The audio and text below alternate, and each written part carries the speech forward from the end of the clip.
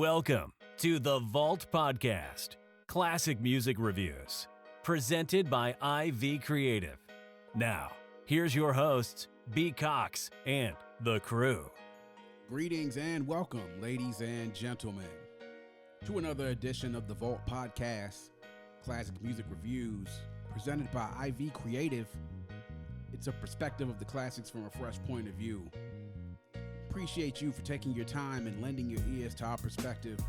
You could be anywhere listening to anything, but you're right here with us, so we thank you. With you today is yours truly, B. Cox, and with me I have the crew, comprised of these fine gentlemen around me. To my left, we have my boy Dominique, aka Cousin Damo, host of the Raw Sex Podcast. You can hear it on Podbean, also on Apple Podcasts and Spotify. To my right, we have my boy DET Dave. He is the host of Ground Rule Double Podcast. You can actually catch it on Facebook on Monday evenings and also on Friday evenings. Check your local listings as to when they go live. And to my 12 o'clock in front of me, we have my boy Jason, J.O., hip-hop connoisseur from everything from the west to east, south, and everything in between. Pleased to have you gentlemen here with me again as we have another edition of The Vault to go through yet another classic album. And of course, the premise of the Vault Podcast is to review albums and classic albums 20, 25, and 30 years after their release. And today we have yet another good one that is fresh in our consciousness even after all this time. We're talking about the debut studio album of the artist formerly known as Mos Def, now known as Yasin Bey, but back then he was known as Mos Def. Black on Both Sides, released in 1999. On the iconic Raucous Records through Priority, released on October 12th, 1999, 20 years ago. A runtime of 71 minutes and 21 seconds. Executive produced by Mos Def himself. Other producers you see that contributed to the album, of course, Diamond D from DITC, Geology, 88 Keys, the classic DJ Premier, Ayatollah, D Prosper, Ali Shahi Muhammad, Psycho Les, DJ Etch-a-Sketch, and also David Kennedy, the producers who had offerings on this album. Mos Def, of course, one half of the great hip-hop duo Black Star, the other half being Talib Kweli. This was coming off of their debut album, Black Star's album, Mos Def and Kweli are, released in 1998, the year before. And as you know, since then, both Mos and Kweli have done a number of solo albums and projects. Yet we're still waiting for another Black Star album, even though they did announce earlier this year that they would be doing a collaboration, and it would be produced none other by Mad Lib. So we will keep our eyes peeled for that one when it does come out. But Black on Both Sides, gentlemen, 20 years ago today, the debut album of Mos Def, and goodness, what is a good one. Here we are 20 years later, seeing that the evolution of what Mos Def went through, not just as a rapper, but then also as an artist, as a creative, as an actor, and then also as an activist. This was the beginning of a lot of it in terms of his journey, venturing away from Black Star and making his own path. So we're going to go around the table and start talking about this classic because there's a lot to unpack here from this now 20 years later. So we're going to start around the table, and I'll start with Dave to my right and ask from him your first reaction when listening to this about 20 years ago, what you took from it back then, and even now listening to it recently in your review for this, what your lasting impression was of listening to this album even after all this time. Flawless victory. That's what I thought back then. The album was so important to me that I didn't even have to listen to it a second time. I remembered it. Yeah. Because I had it on repeat and on my Walkman back in high school. I remembered this joint. Like, it's timeless. Absolutely timeless. The production was dope. The guest spots were few, but they were impactful, and just the production was just amazing. So, just flawless victory to me. We were at the same place at the same time 20 years ago when this came out, and I knew that, when you used to drive, if you didn't have either a car with a CD player in it or you had the adapter with the Discman. This is how long ago we're talking now. Tape Yeah, we're old. You know what I'm saying? Yeah. So we're going to go ahead and put that out there. But Oh well. during that time, this was one of the, I think, three or four CDs that I kept on me in that car at all times because it was just that dope. So just to speak to that. Jay, your first reaction when hearing it that many years ago, what you took from it, and then what you take from it now after re-listening to it and coming up in the review of this album. Man, 20 years ago. So, like in '99 was freshman at Lincoln University, like around plenty of New Yorkers, like that kind of open your eyes as far as the other things that appreciate about the album. But even before getting with them, it was just flawless. Like, you know what I'm saying? My man Dave was saying, like, and one thing I took from it, I mean, I kind of heard it then, but even more so now, listen to it while I'm older, like the level of consciousness along with the lyricism. Yes. And honestly, I kind of got to feel like, you know, he kind of picked up where Native Tongues left off. Like he could easily fit into that mold as far as like the MCs that were in that group then. So again, listen to it now. I mean, I have a greater appreciation for it, and honestly, kind of feel a little bit, kind of almost feel a little spoiled. Like, dang, like we didn't know how good we had it back then. Yeah. You know what I mean? In terms of like, because I mean, it's almost to the point you kind of took like great lyricism, great album with great lyricism, production, everything like that for granted. So fast forward to now, and the things we hear currently, it's like, oh man, we should appreciate it more. Even though, thankfully, you know, we still have it to go back and listen to. So that's just, you know, some of the things I think about when I hear it and the lasting impression it had on me. Indeed, we definitely had it good back then. And I think we didn't realize just how quickly the tides were going to change. Oh yeah, Yeah. Damo, your reaction when listening to it back then, and what you took from it, and what you take from it now after listening to it more I'm recently. take you a little bit back off of what he said. He says it on here. Where is hip hop going? yep, And where the people going? he did. And people became jokes, and hip hop is jokish. Yeah, Jokish. It's still, we don't have as many lyricists as we did back then. It was mainly lyrics back then, and then it turned to beats, and now it's more beats and hooks. Yep. So get a good hook, you good. You get a Drake feature on a hook, you money. You get a Breezy on a hook, you money. yep. It ain't really about the lyrics no more. So back then, 99, Bowie High School, Bulldogs. Yep. This was a good lunchroom topic, as Brian said on another episode. And of course, again, another PJ reference. He looked like Mos Def, so of course we had to go get my brother's brother album. But the lyrics then, it really resonates today. You can hear it, like the futuristic of it being now in the lyrics. Like, oh yeah, this sound like the day was going on. Right. So yeah. This was, and you know, shout out to our boy PJ, who was Wherever literally you are, PJ. a Mos Def doppelganger. I mean, that's what he pretty much was almost Mos' spitting image. All the girls wanted him because he looked like Mos Def. Yeah, to the cornrows and everything. And he was a rapper, and he had the backpack thing going on. The only thing he didn't have was a chew stick. That was it. You know what I'm saying? But that was our boy, man, because we had great lunch table conversations, man, because that's, to me, I think even now, and that's what I thought about when I created this show. I wanted sort of to recreate that environment that I had, because that, to me, when I listened to it, when hip hop was pure, or at least your feelings about it were pure, at its purest. With me, it was literally Tuesday it came out, when, if not that Tuesday, everybody went to get it after school. By the time we sat down, not even by the time we got to the lunch table. By the time everyone stood up in the hallways and the lockers before we got to class, I remember I passed my boy Anthony and our boy Justin and their crew, and who they were a part of. They were part of 46 Lane, the rap crew that was in Bowie afterwards. I passed them. They was like, yo, have you heard the Mos joint? I was like, I just listened to a little bit of it. I ain't listened to all of it. And they were like, yo, that thing needs about 7 mics, right? Because it's like, this is how dope it was. It was just so organic. Then by the time we got to the lunch table, when I sat down with Chris and with PJ and with Damo and with Jamal, and eventually later talking early on in the day with Dave, it was across the board. It was almost unlike anything that we had heard in regards to this type of hip hop. That's how dope this was, to the, as you said, Jay, the consciousness and the things that he was saying, the gems that he was dropping in these lyrics, to the production, to when you needed to bring it on a track like Do It Now, with Busta, he brought it, and the concepts. I mean, so many different things that after listening to it that you catch, and you are amazed at just how awake Mos Def was back then, which of course and still remains. Past a week.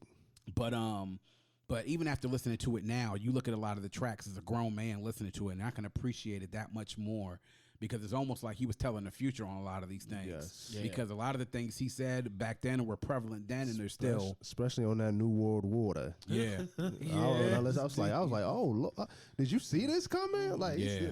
hey, you can't drink the water, but they want you to wash your feet in it. I was Yeah. like, hold up. Yeah. Right, you think like- Americans wasted on some leisure shit. Yeah. So, Yeah. so we'll get into quotables because goodness, there's a bunch of them on this album. Production wise, I was amazed at some of the things. Of course, to me, it's funny that he did this album coming off the Black Star album. There's not a single track on this album that was produced by High Tech. That to me is one of the most surprising things about this album is that High Tech did not produce a single track on this album. But great job by Diamond D, great job by 88 Keys and Psycho Les, and a lot of different other producers like DJ Etch a Sketch and Premier, of course. You know, only had one track on here, but goodness, the track he dropped. Ridiculous. So that's how dope it was. So we're going to get now into the highlights of the album, Black on Both Sides. And so I'm going to have to ask you to limit your highlights because we know there's many of them on here. So I'm going to start with Damo. So your highlights on the album of the tracks you listened to, what were your immediate highlights? Umi Says. I love Umi Says. Some people don't like it because he was singing on there or whatever. But I think the way I hear music now, not probably then I probably wouldn't have felt it like, oh, Umi Says. But now the way we hear music, Umi Says, I'm like, oh yeah, I love Umi Says. New Water, like I said. Known That. Mathematics. I love mathematics. And of course, Miss Fat Booty. Give Miss Fat Booty Yeah. in the video. Of course. Jay, your highlights on the album. So highlights, of course, Miss Fat Booty, you know what I'm saying? It was a dope joint, you know what I'm saying? Like the Cruise to Chill to whatever. Got just like the beat. And I overlooked the fact that Ali Shaheed Muhammad, a producer. I was like, damn, like, because it kind of captured, like, I wish his sound would have got bigger. Like, because I love those type of beats like that. You know what I'm saying? That aura it gives to it, for lack of a better term. Umi Says, yeah, man, just that bass line is just crucial. Yeah. But yeah, like Umi Says, and then yeah, New World Water, and then Mr. Nigga. That one, like, I guess I get into that later as far as like, you know, why I rock with it. But yeah, those are my highlights. I probably can go on, but I'm gonna just chill there. Like, Indeed. Dave, I know it's hard, but try to just give us a few highlights, bro. Lord. This is about to be a 2-hour podcast. Right, bro. Fear Not a Man. The intro was dope. Yeah. Hip hop, got mathematics. Umi Says, I like love too. It's hard trying to come up with just 5, but yeah, it's just, well, more, you know, less than 5, but those are my highlights. A lot of highlights on this album. For me, my highlights, Hip Hop, the second track, which is produced by Mos Def and Diamond D. Speed Law is one that I think a lot of people don't mention that often, but when you think about what the message in that song is, it's like, goodness, you know, metaphorically talking about a car, but then thinking about people's lives. Do It Now with Busta Rhymes, to me, that was one produced by Mr. Khalil on Do It Now. That was a great, I love that beat that was on there. New World Water, Rock and Roll, which was a Wait, hold up. Wait, I got to interject. See, this dude here, Brian, in 99, 2000, we're about to graduate, right? So when we were together, I always heard him saying, Elvis Presley ain't got no soul. And I'm like, what the hell is he saying? Like, where is he coming from with this? He always Chuck Berry is rock and roll. he's always saying this. So I'm like, I'm listening to the album, I'm like, oh, that's where it came from. Yeah. And rock and roll is it's sentimental to me because that's the song that me, Brian, and Anthony, our friend, we listened to that going to our graduation. Yeah. And we just yelling this joint out the window. People's like, what the hell's up with them? Like, we just listen to like, Elvis Presley ain't got no soul. And when they broke that beat down, when they broke that song down, and most just started going, da-da-da-da-da-da-da, I'm like, man, Get your punk ass up. that was crazy. yeah. It was, but rock and roll. One of my the great things. Umi Says has to be one of my favorite most tracks of all time, because it's kind of like you would think it's the track that you would, if you were to think about if a rapper was going to sing and do a serviceable job of doing it. And then the message, of course, in Umi Says was great too. I mean, that to me is like, you could play this now and I still love listening to Umi Says. And of course, Mathematics, because the message in that song, my goodness, you know, my goodness. And it was a premier track. Brooklyn was another one of my highlights as well, because that was a song that was broken down into 3 different beats. Yeah. And he used 3 different beats to pretty much big up his borough, to big up Brooklyn. And the way that he did it with each one of those beats and the theme that he took was just awesome. That second stanza was dope. Yeah. So the second verse, absolutely. So those are our highlights, man. Like I said, there's a lot of them on here. It's kind of hard just to pick a few. So that's the reason why we have different portions of the podcast that we go through to try to get perspectives on some of the different tracks. So we're going to move, of course, into then and now, listening to it back then, now, if anything is different, has changed. So we're going to look at what's your favorite track that was then, what it is now, has it changed, and if it has, what was it then, what is it now? And then, of course, also any tracks that you slept on that you appreciate more now that you didn't back then. So I'll go ahead and start with Jay on this one, and basically to see if that has changed. What was it then? What is it now? Or if it's changed at all, and then also any tracks that you may have slept on. Okay, so I mean, back then and now, so I would still say Miss Fat Booty, Umi Says. I wouldn't say I slept on it back then, but I appreciate more now, just because like just off the fire production, the fact like, you know, it just stands out, and even like the verse, even when you break down like the bars of it, and like even as it got more knowledgeable about Brooklyn, like the line that kind of makes me laugh is like when he was like, some girl in Pink House says she likes you a lot. I'm like, dude, do not take your ass to Pink House if you want to make it out alive. You're welcome to go, you're not welcome to leave, bro. Like, don't even Indeed. like that just has setup written all over it. And track I more so appreciate now, I would say Mr. Nigga, for real. Like, you know, especially with like all the current events as of late, I mean, it's just that much more relevant now. I did want to add, like, you know, I was saying, like, you know, just overall the album, I would say it's prophetic in the sense, like, he predicted like the era of the Fiends, and then like, you know, Big Brother, especially the line, he's like, hip hop went from selling crack to smoking it, like, and now we in the era of Fiends, everybody's on lean, Molly, pills, whatever. So yeah, those are the those ones I would say, like, you know, when I think about the ones I appreciated then, but also appreciate now, because it wasn't anything I really slept on then per se, but you know, those are the ones just popped in my head. Damo, what about you? What was if your favorite song then, and has it changed? If it has, what was it then, and what is it now? And of course, songs you may have slept on that you appreciate more now. Umi Says was my favorite song then, and Miss Fat Booty, of course.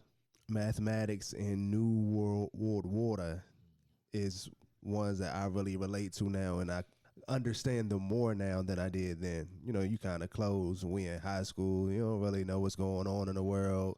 All you care about is close schools and grades just a little bit enough to be there. But when you listen to this, you ain't really thinking about what's going on in the world. Then when you listen to it now, you're like, he sold this in 99 and it's 2019. Right. Yeah. Like, it's like, what you got in the teleporter machine, and one day it came back to let us know. Yeah, in particular for New World Water, it to me, a lot of that stuff was going on back then, but the crisis when you have around the world, especially in these third world and underdeveloped countries, as far as the scarcity of water, and I'll have a little bit of a conversation about that, because I actually want to water bad. Yeah, you know, exactly. And they all be telling, like, I knew Flint.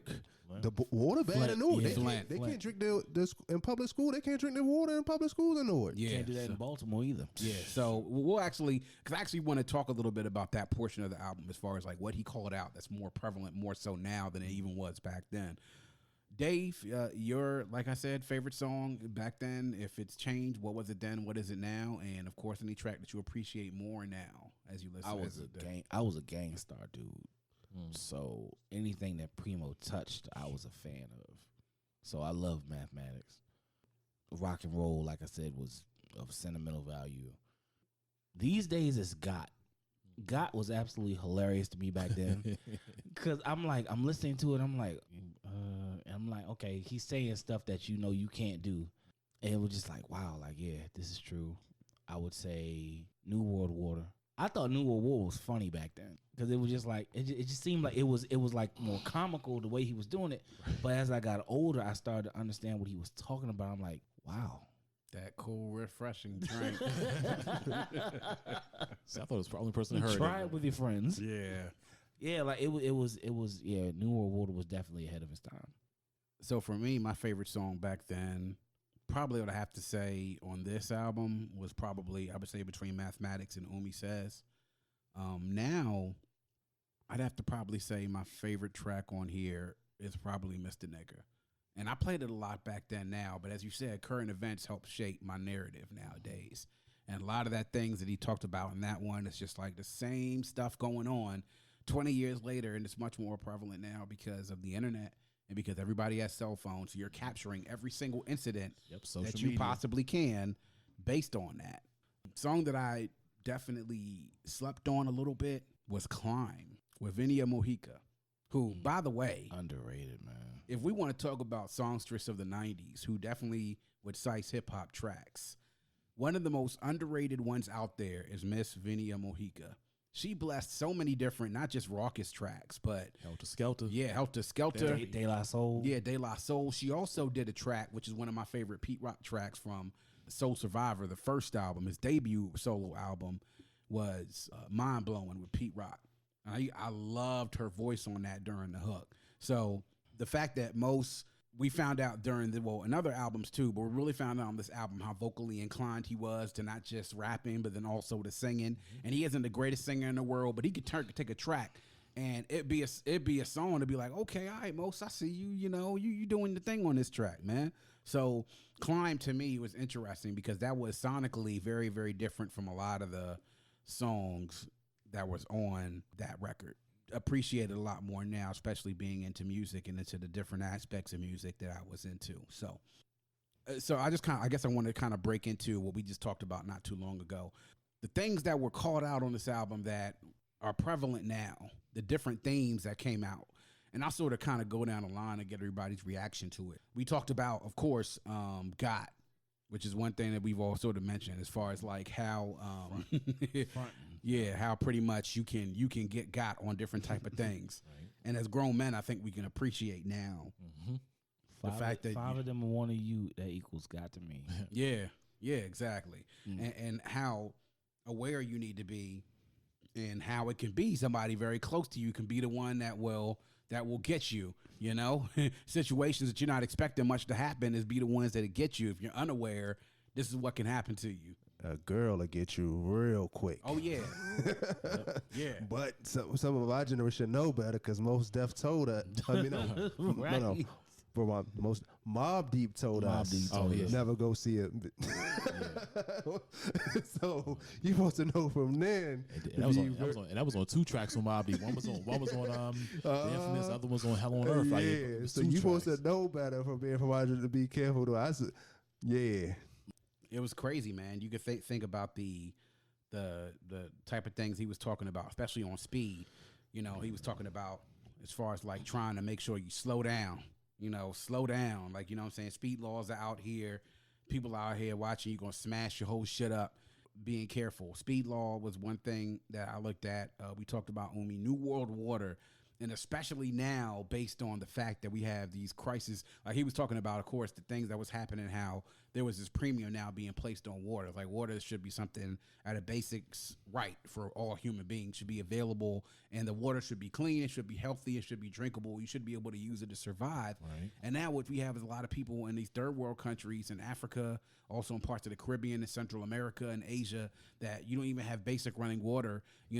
My family's from Grenada. There's been times that I remember back in the day that we would go and the water system wouldn't necessarily, and you wouldn't have water for half a day. And I mean, you had to go use and store up water to make sure that you had it to be able to do basic things like cook, to take not necessarily take a shower, but to bathe, to wash yourself, and also to drink, and the things that you had to go through to get that water. And just in case if you didn't have it, now we're seeing it, as Damo mentioned, in Newark, in Baltimore, and the most famous case we've seen in the last 10, 15 years is Flint, where people actually have been possibly damaged mentally, neurologically, because of the fact that a move of greed by state and city officials to give them unclean water and have these people drinking this water that damaged possibly a generation of people.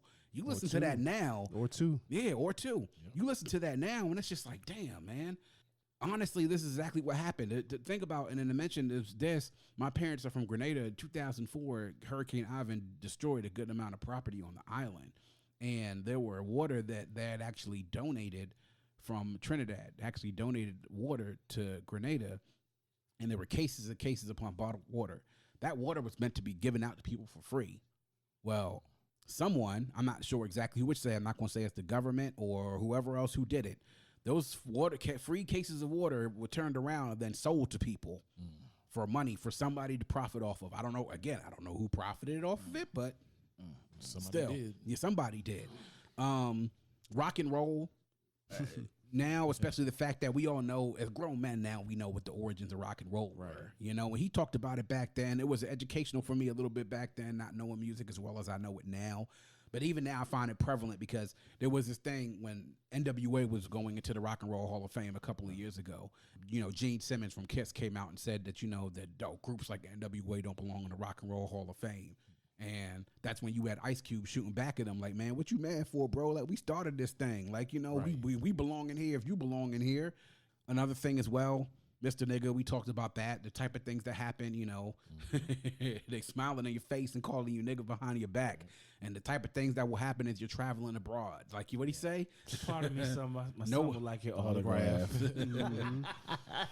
He said Rocky. Shouldn't listen to that one. Yeah, so it's crazy. And then, of course, the ultimate one out of all of them is mathematics, because you talk about the numbers that he talked about in those things, and now you look at it, and it's just like, you knew why math, what motherfuckers ass. You want to learn how to rhyme, you better learn how to add. It's mathematics. True words. But Young bloods can't spell, but they can rock you with the PlayStation. Right. Yeah. So, I mean, just if y'all want to talk about some of the things, we spoke about it earlier, man, but just how many things he talked about in this thing that you pick up now as grown men with wider eyes and being more aware that he picked up on to just kind of just catch you now as grown men. You know, it's crazy how he had that foresight. He had the sight then what we now have. You know, that's another thing that is why this album was groundbreaking. Sort of move on, of course, now to notable quotables. And there's a lot on this album. Absolutely. So I'll go ahead and I'll start with Dave. What your notable quotables, one or two, with how many you have? And what is that notable quotable? One universal law, two sides to every story, 3 strikes and you bitten for life, mandatory. 4 MCs murdered in the last 4 years. I ain't trying to be the 5th one, the millennium is here. There was 6 million ways to die from 7 deadly grills, 8-year-olds getting fined with 9 mils. Outside of AZ's Life's the Bitch verse, I ain't never heard a verse open like that with so much truth. Yeah. Like that right there was just like, that's one of those things that you hear and you'll never forget. Yeah. Because it's so truthful. And it was just like magnificent with the way he did that. So but yeah, just like you said, it's so many on this joint, but that right there just jumped right at me. Damo, your a notable quotable? Well, you know, it's some new water order. That's it. Got me going. Well, I said, he's a new world order or new water order. I said, oh yeah, he off the hook. World water. To avoid public panic and freakiness, let them know there are places where TB is common, as TV cause foreign-based companies to go and get greedy. The type of cats who pollute the whole shoreline. Have it purified, sell it for $1.25. Now the world is drinking it. Your mom's wife and baby girl is drinking it. Up north and south, down south is drinking it. You should just go to your sink for it. The cash register going cha-ching for it. Fluorocarbons and monoxide got the fish looking cockeyed. I said, good Lord, what year is this? It used to be free, now they charge you a fee. It's all about that cash money. Yep. Yeah, man. And you think about it, we used to drink from the water hose, like to go in a house back in the day. Right. From the water hose. From the water hose. Or you turn the thing on outside because you didn't want to hit. And you come back in that house again, you in trouble. You can't go back out. You going to turn that mug and you read that right there. Right. Man. What we doing? Yeah. What was our parents letting us do? Indeed. True. Jay, your notable quotable? All right, this is off the track, Mr. Nigga. Bear me a second, might take a moment, but like it was the third verse. He was like, "You can laugh and criticize Michael Jackson if you wanna. Woody Allen molested and married his stepdaughter. Same press kicking dirt on Michael's name. Show Woody and Soon Yi at the playoff game. Holding hands. Sitting back and just bug. Think about that. Would he get the same dap if his name was Woody Black? OJ found innocent by a jury of his peers, and they've been fucking with that nigga for the last 5 years. Is it fair? Is it equal? Is it just? Is it right? Do you do the same shit when the defendant face is white? Like, Yeah. I mean, and it's, Yeah. I mean, especially like you think of the atrocities, like, you know, the whole thing with Botham Jean, Yeah. and then with Tatiana Jefferson, which was just Yeah. disgraceful. But Absolutely. like, I mean, I ain't even gonna get into like everything that happened in the court with Amber Geiger. Like, you know, I'm surprised she didn't get her feet rubbed during Exactly. that whole exchange. Right. But Massage. I'll be crazy by the head. Like they did Tekashi. Yeah. So. Nah, you're right. I never thought in my lifetime I would see somebody replace Sammy the Bull as like top snitch. Like, but Tekashi did it. Yeah. Nah, you're right, man. He got a record deal out of it too. 10 million. Right. So That deal real? Yeah, the Yeah. deal's real. $10 million deal. it's crazy how the industry has changed. When if you was a snitch, nobody would touch you, and nowadays, whoo, man. So my notable quotable comes from the second half of the first verse of Mathematics. It's like I got 16 to 32 bars to rock it, but only 15% of profits. Ever see my pockets like 69 billion in the last 20 years spent on national defense, but folks still live in fear. Like nearly half of America's largest cities is 1/4 black. That's why they give Ricky Ross all the crack. 16 ounces to a pound, 20 more to a key, a 5-minute sentence hearings, and you no longer free. And 40% of America owns a cell phone. That's definitely gone up. So they can hear everything when you say when you ain't home. I guess Michael Jackson was right. You were not alone. Rock your hard hat black because you in the terror dome. Full of hard niggas, large niggas, dice tumblers, young teens in prison, greens facing life numbers. Crack mothers, crack babies, and age patients. Young bloods can't spell, but they can rock you in some PlayStations. This news mask whipping motherfuckers' ass. You want to learn how to rhyme, you better learn how to add. It's mathematics. I mean, so many truths in that verse. Just like, you know, 40. Well, this is 1999, so 40% of Americans might have owned a cell phone back then. That's more like 99.9% of Americans. Let's say 95% of Americans own a cell phone now. And like you said, so they can hear everything that you say when you ain't home.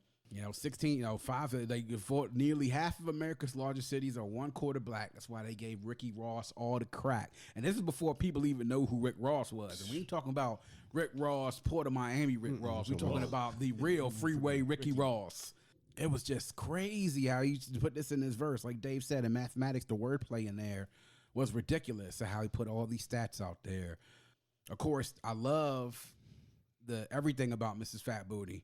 You know, and the story that he told with that about Sharice, you know what I'm saying? And the wordplay in that was crazy too, you know, and one of us have probably been through some sort of scenario, or at least know a homeboy who been through a scenario like that, where she wasn't really feeling you like that. Then all of a sudden, bam, you get your opportunity, a second chance. And then you with shorty, and then she turned out to be, you know, not who you thought she was. You know, she was about that life, but there we are. And so the quotables on this album, because one of the most skilled MCs, I used to love seeing the vintage videos of him doing these freestyles back when they used to have the freestyles in the park, and before he was really out there, and it was a major label star, and was a recording artist, and he used to rip those ciphers in those parks, man.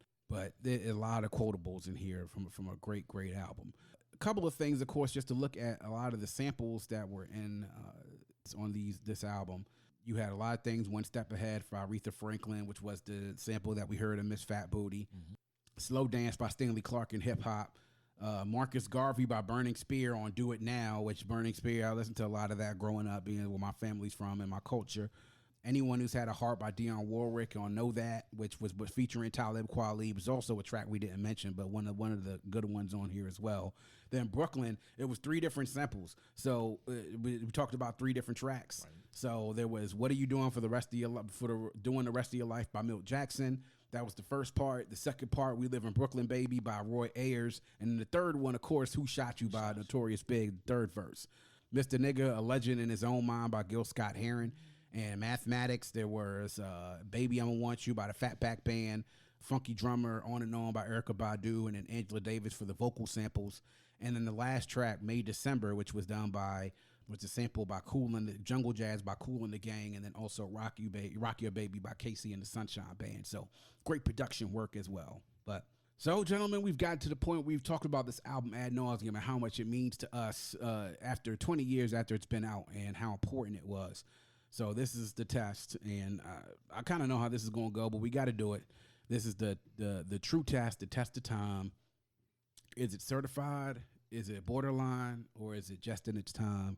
I don't know. We really got to do this. Yes, we do. No, we really don't. It's really gonna don't. It's going to be. We all agree. I think with all the love that been. I haven't heard. I didn't even hear nobody say a low light. So it's so that lets you know.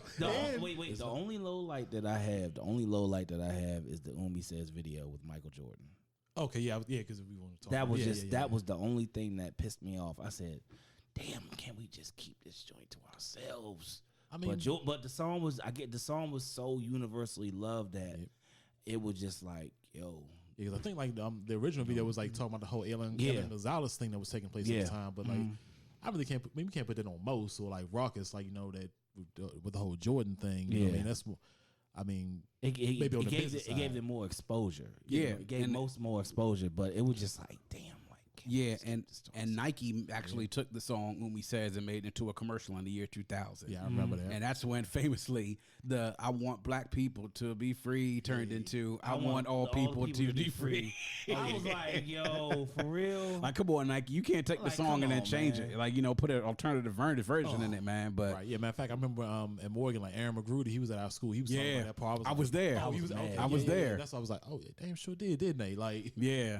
Aaron McGruder mentioned, and that's when I actually went back and tried to pull up the copy of on the commercial, and I was like, damn, you know what? He was right. They did do that.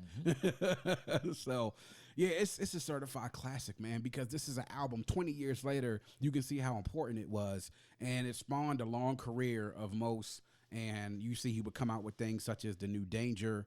He was also in a number of different movies, Something the Lord Made. He was in Brown Sugar. He was in Cadillac Records. The Italian Job. He started out in the Cosby Mysteries. He was a very skilled, very, very skilled actor. Yes, he was. Is. And he's gone through a bit of a transition here, but he can still put out great music. And I cannot wait until this new Black Star album, if it does materialize and comes out. That's 20 plus years in the making. A new Black Star album, bro. Seriously, it is. It is, and I'm waiting for that to come out. I'm looking forward to it. And I think they'll bring it. I don't think they're gonna drop the ball. You know what I mean? Like, oh no, I don't think they will. Hell, we got Little Brother came out. Yeah, Little Brother came back. I mean, it's time for Black Star to come out, man. Yeah, and I'm looking forward to the day that comes out, man, because it's well overdue. Bucket list.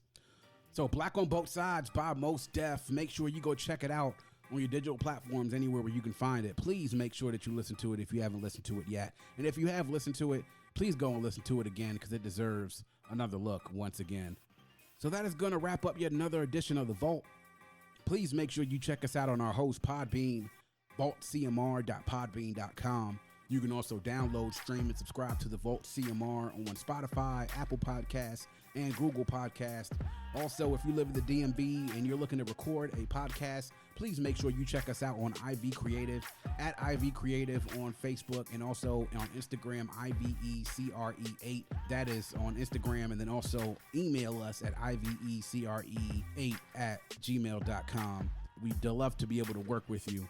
And whether you're an experienced podcaster or you're somebody looking to get started without the box, we work with everybody. And of course, if you live in the DMV, we are mobile, so please link with us. Also, make sure you check out the Raw Sex Podcast with my boy Cousin Damo here, also on Podbean, Spotify, and then also Apple Podcasts. And make sure you check out Ground Rule Double with DET here every Monday and Friday evenings on Facebook. Make sure you check the listings to see when they go live. And then my boy J.O., of course, lending his perspective here of hip-hop, as you always do here on The Vault. Just want to make sure that we leave you that you always remember to keep your headphones on and your music loud, but not too loud. As we close, we like to remind everyone to dream big, because dreams are the basis for creation. Always create, motivate, and elevate, because you were never destined or created to stay stationary in this life. And on that note, we say peace. Thank you for listening and coming into The Vault. Please subscribe and follow us on Facebook at IV Creative and Instagram at IVECRE8.